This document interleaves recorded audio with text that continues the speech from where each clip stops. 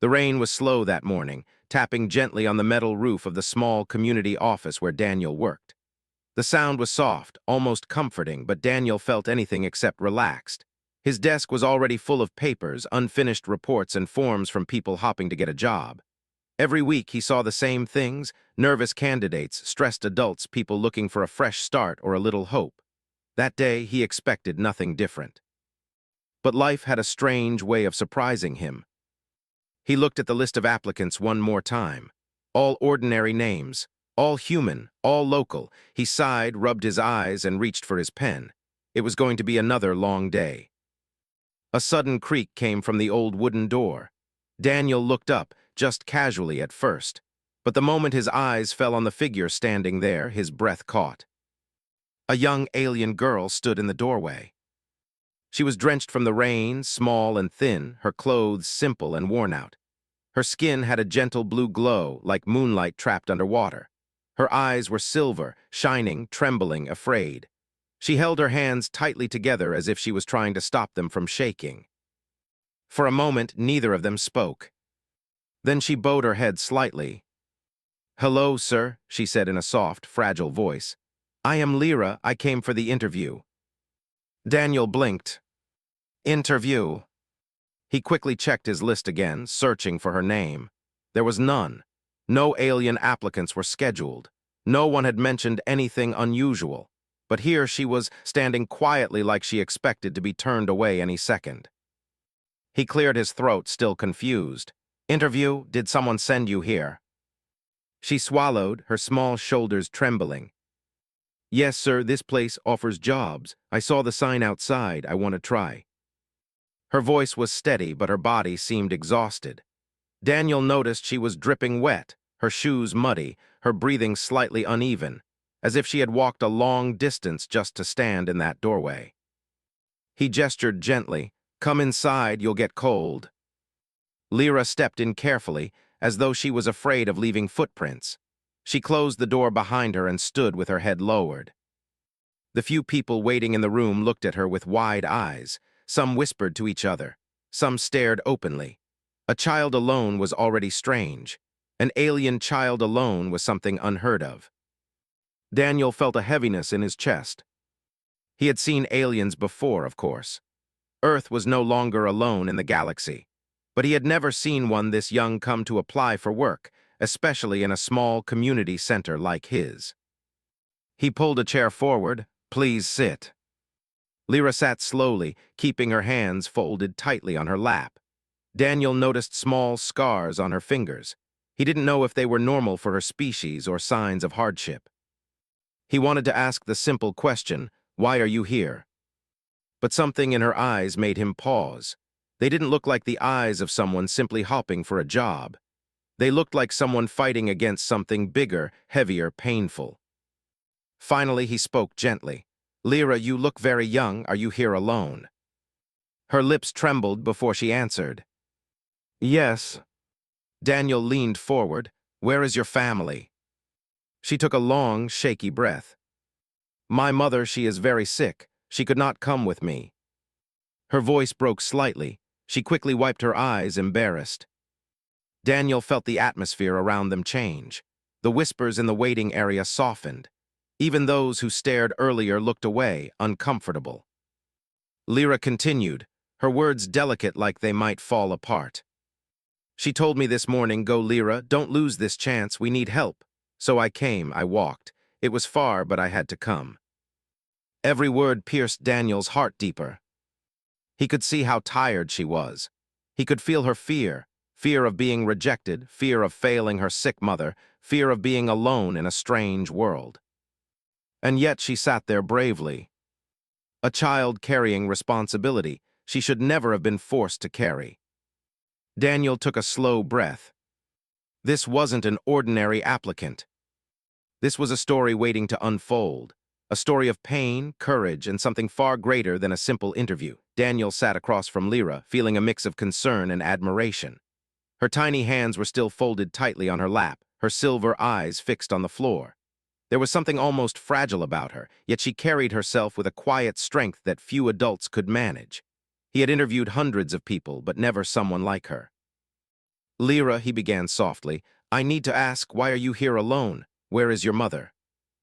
Her fingers twisted nervously. She swallowed hard, her throat moving with effort. My mother, she is very sick, she said quietly, her voice trembling. Very sick, she cannot move, she could not come with me. Daniel's chest tightened. The image of a small alien child walking alone through rain just to get a job, while her mother lay sick at home, made his heart ache.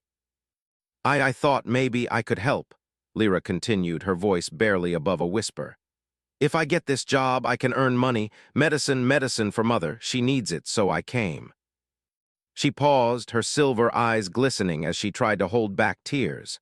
Daniel could see the fear behind them, not fear of humans, not fear of rejection, but fear for someone she loved. You walked here? Daniel asked, his voice soft, trying to mask his surprise. Yes, she said, nodding faintly. It was far, rain, mud, but I had to come. Mother told me, go Lyra, be brave, don't lose this chance. So I came. Daniel leaned back in his chair, exhaling slowly. He glanced around the room. Other applicants were staring openly now, whispering among themselves. Some looked shocked, some looked skeptical. Why are you whispering? Daniel called, his voice firm but calm. She is here for an interview, same as you. A few of them muttered apologies under their breath, looking uncomfortable. Lyra's eyes flicked up at Daniel, a small spark of hope appearing.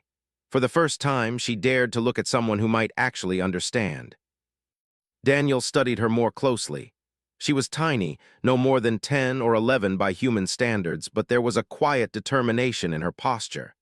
She was trying not to break, trying not to cry, trying not to beg. She simply wanted a chance to do something, anything, to help her mother. Lyra, Daniel said gently, did anyone teach you how to do this job? Cleaning, organizing, helping people? No, she admitted. But I learned fast, I work hard, I am not afraid. I can do anything if it helps mother.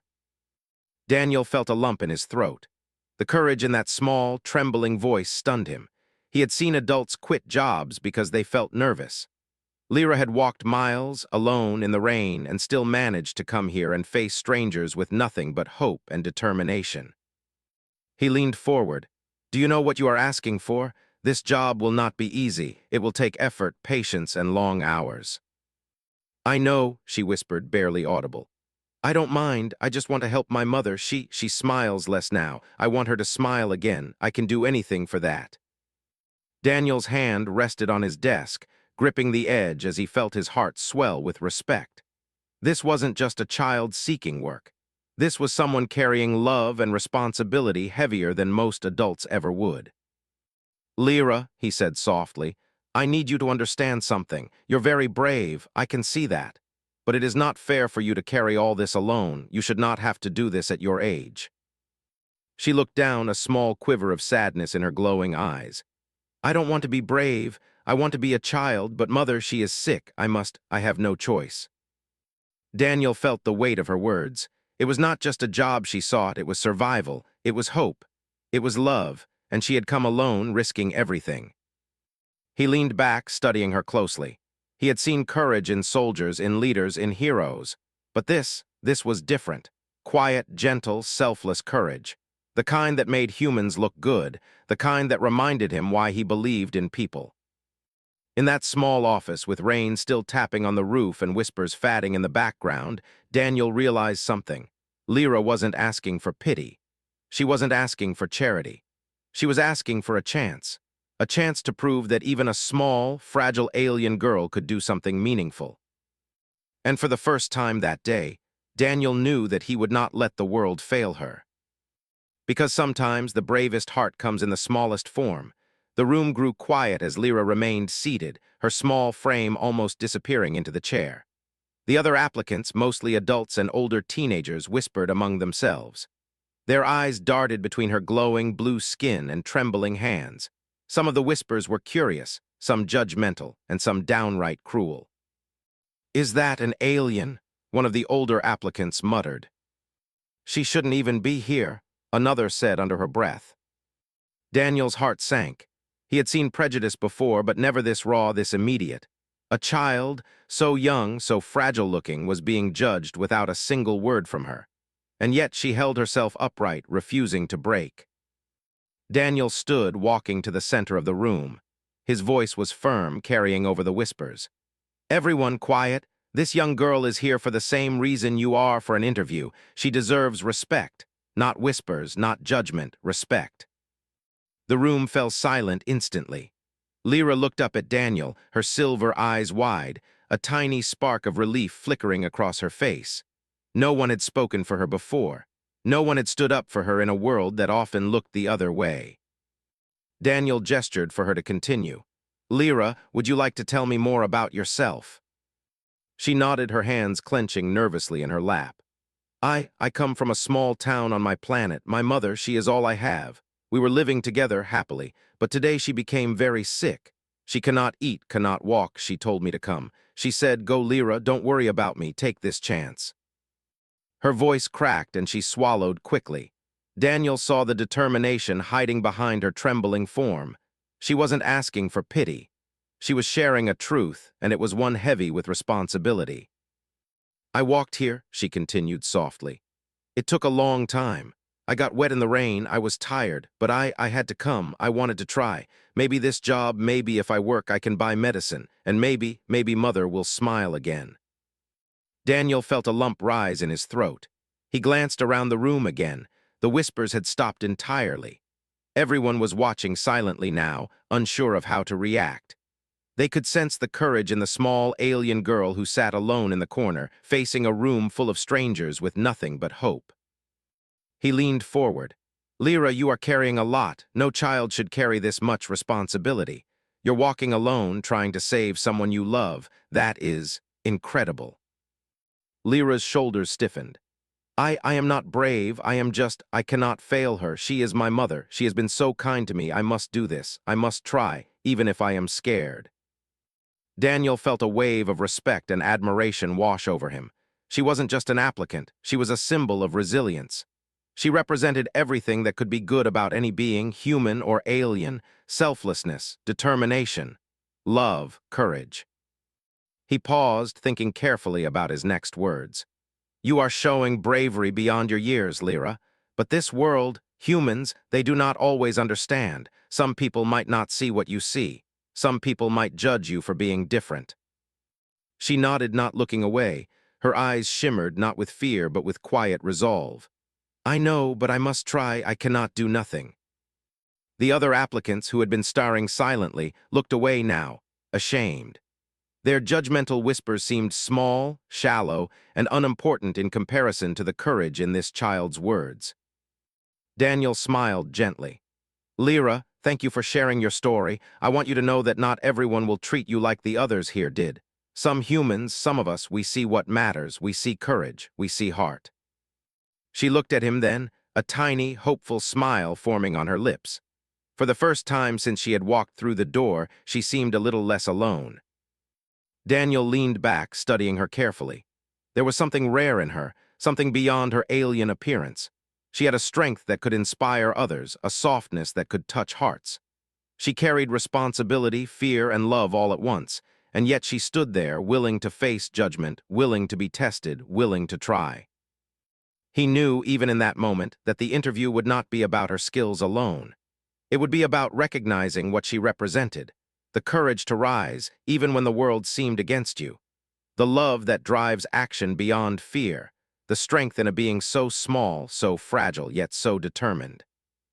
And as Daniel looked into her shimmering silver eyes, he realized that this day, this ordinary rainy morning, would be remembered as the day he met someone extraordinary. Because sometimes, the smallest and most overlooked beings teach humans the greatest lessons about courage, love, and hope. Daniel watched Lyra closely as she shifted slightly in her chair. The room was quiet now, the other applicants pretending not to notice her, though their curiosity lingered in every glance. Lyra's small hands remained clasped together, her glowing blue skin damp from the rain, but there was a spark in her silver eyes that refused to fade. She had faced judgment, whispers, and fear, and yet she was still here, still standing, still trying. Daniel cleared his throat gently. "Lyra, can you tell me why you want this job?" She looked up at him, her voice soft but steady. "I want to work to help. I want to learn, I want to do what humans do to show that I can be useful, and I want to help my mother. She paused, biting her lower lip, fighting to hold back tears. She is very sick. If I can earn money, if I can help her, maybe she can get medicine. Maybe she can smile again. I cannot let her suffer. I have to try. Daniel felt his chest tighten. Her words were simple, yet they carried a weight far beyond her small frame. Every syllable was laced with love, courage, and desperation. She was a child trying to hold a collapsing world together with her bare hands, and she refused to let go. He leaned forward. Lyra, you understand this job isn't easy. It requires long hours. You will be asked to do many things, sometimes things that are tiring or hard. Do you think you can manage that? Lyra's voice did not waver. Yes, I can. I am not afraid of work. I just want to do my best. For Mother and for anyone who needs help, I can do anything. Daniel felt a lump rise in his throat. She spoke with a courage and determination that many adults lacked. She wasn't asking for praise. She wasn't trying to impress. She was simply stating a truth. She would endure any hardship to protect the person she loved most in the world. He glanced around the room. Some of the applicants were whispering again, but this time their tone was different. It was softer. Some looked embarrassed at their earlier judgments. One woman quietly muttered, She's amazing. Daniel ignored them. His focus was entirely on Lyra. Tell me something, Lyra, he said gently. What makes you keep going when it is so hard? You've walked far today. You've faced people who judge you. You are alone. Why do you keep trying? Lyra looked down, hugging her knees slightly in her chair. Then she lifted her head and her silver eyes shone. Because I have to. If I do nothing, Mother suffers. If I stay home, nothing changes. But if I try, maybe I can help, even a little. Even if it is hard, even if it is scary, I must try. That is all I can do. Daniel felt a wave of admiration wash over him. Here was a being small in size, yet enormous in courage. Fragile in appearance, yet unbreakable in spirit. He realized something profound. She was showing him what humanity could be at its best. Not because she was human, but because she embodied everything humans aspired to: compassion, bravery, and selflessness. He smiled softly. Lyra, do you know how rare that is? Most adults would give up. They would say it is too hard. They would turn back. But you face the fear, you face the pain, you face everything just to help someone you love. That is incredible. Lyra's eyes shimmered, but she did not look away. I have no choice. Mother needs me. I cannot fail her. I will not fail her. Even if I am small, even if I am alone, I can do it. Daniel's chest swelled with pride and emotion. This wasn't just an interview anymore. This was a lesson in courage, a living example of love driving action. A reminder that greatness isn't measured by size, power, or wealth, but by heart. He leaned back in his chair and let the silence fill the room. The rain outside continued to tap against the windows, but inside, time seemed to pause. For a small alien girl, soaked and tired, standing alone in a world that might not understand her, the quiet determination she carried was louder than any words, louder than any judgment. Daniel knew at that moment that no matter what happened next, this girl had already changed something within him. He had seen the form of bravery and love in her eyes, and he could not, would not, let the world reject that. Lyra sat quietly, catching her breath, unaware of how deeply she had impressed the man before her. She did not know she had already begun to inspire him, or that she had begun to show that sometimes, even the smallest being could make humans see the best in themselves. Because courage was not measured by size, determination was not measured by strength, and love, real love, could make the impossible possible. The room had grown heavy with silence. Lyra's small body trembled slightly as she tried to sit straight, her glowing blue skin almost luminous in the dim light. Daniel watched her carefully, noticing the way her shoulders drooped, how her breathing had grown shallow. He had seen determination before, but this was different. This was determination paired with exhaustion, hunger, and a heavy weight of responsibility no child should ever carry. Lyra, Daniel said gently, leaning forward, are you feeling all right? You've been sitting here for a while now. She shook her head slightly, her silver eyes downcast. I'm fine, she whispered. But Daniel could see the truth in her posture. She was not fine. She had not eaten in almost a day. She had walked miles through the rain. She had carried the worry of her sick mother and the fear of failure all on her small shoulders. Suddenly, she swayed in the chair, her hands gripping the edges tightly. Daniel quickly moved to support her. "Hey, hold on, Lyra. Are you dizzy?" She blinked up at him, voice quivering. I must continue. I cannot stop. Mother, she needs me. I cannot fail her." Daniel's heart ached.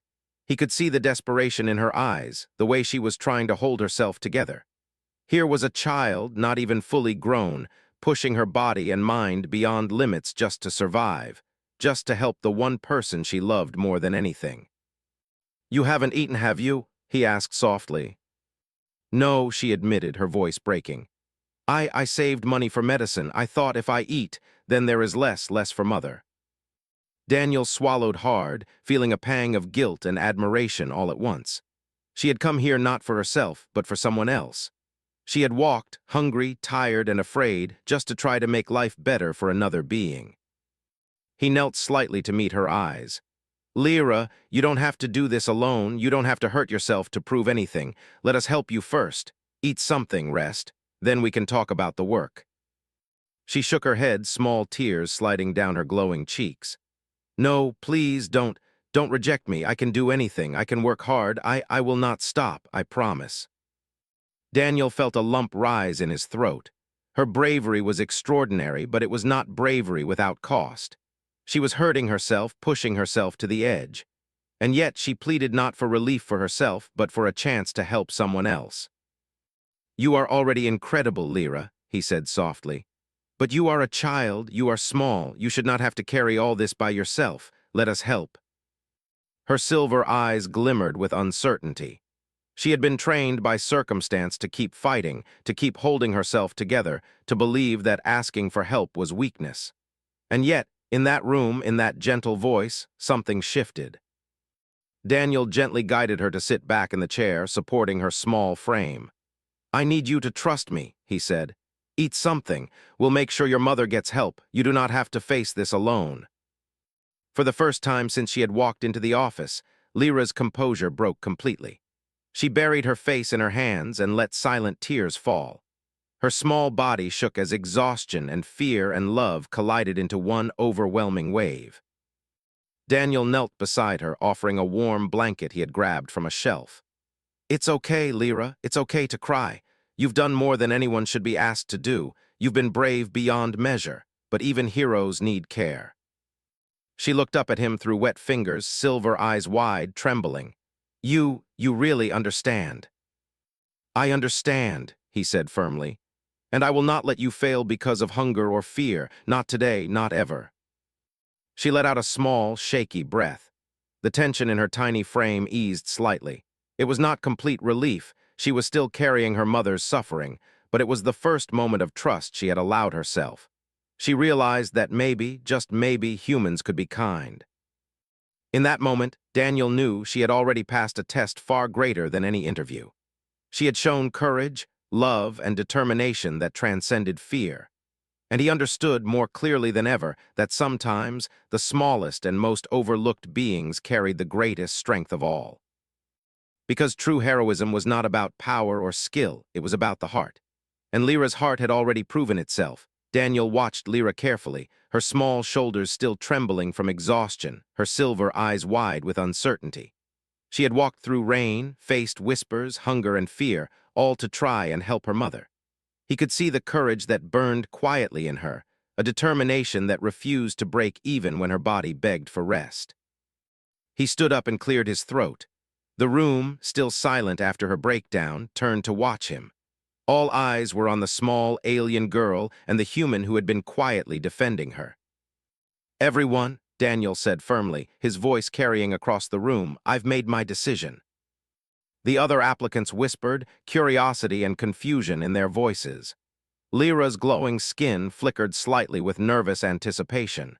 She had endured so much, yet she did not know what came next. Daniel took a deep breath, his gaze fixed on her. "Lyra, you are hired." Her silver eyes widened so much that Daniel could see the disbelief in them.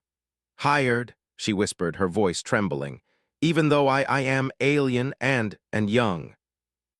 Yes, Daniel said softly, a gentle smile spreading across his face. Because you have shown courage, determination, and heart far beyond your years. You came here alone in rain and mud. You carried fear and responsibility without asking for help. You did not beg for pity, you faced everything with strength. That is exactly the kind of person we need. Lyra covered her mouth with her hands, tears streaming down her glowing cheeks. I don't know what to say. Thank you, sir. Thank you. Daniel shook his head. No, you don't need to thank me. You earned this not because I am generous, but because you showed what matters. Courage, love, and determination are what make a difference. And you have all three.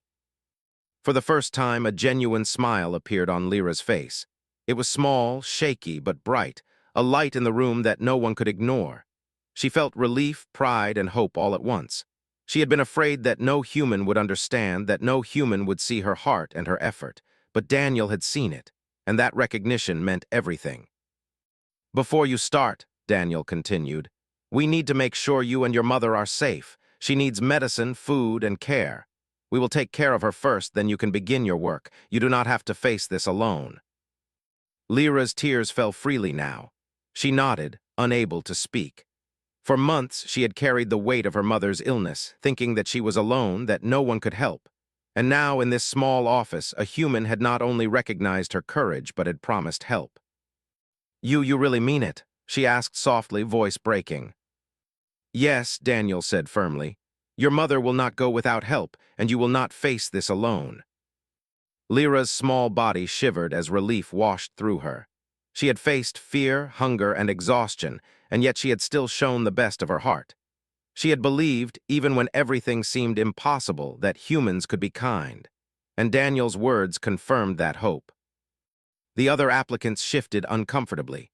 Some were impressed. Some were ashamed of their earlier judgment.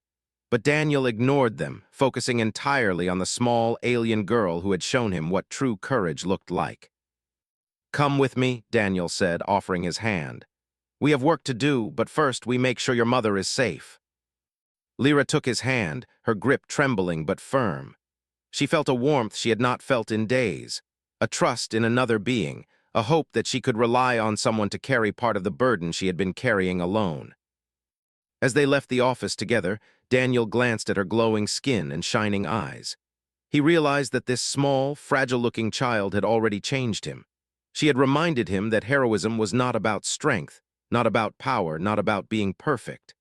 Heroism was about heart, about courage, about choosing to act when fear and pain try to hold you back. And in that moment, Daniel understood that this small alien girl had already taught him the most human lesson of all, that sometimes the greatest acts of bravery come from the smallest and most overlooked beings. Lyra's eyes shone as they stepped into the rain outside, and for the first time that day, she allowed herself to hope. Not just for herself, but for her mother, and for the humans who had finally shown her the kindness she had believed could exist.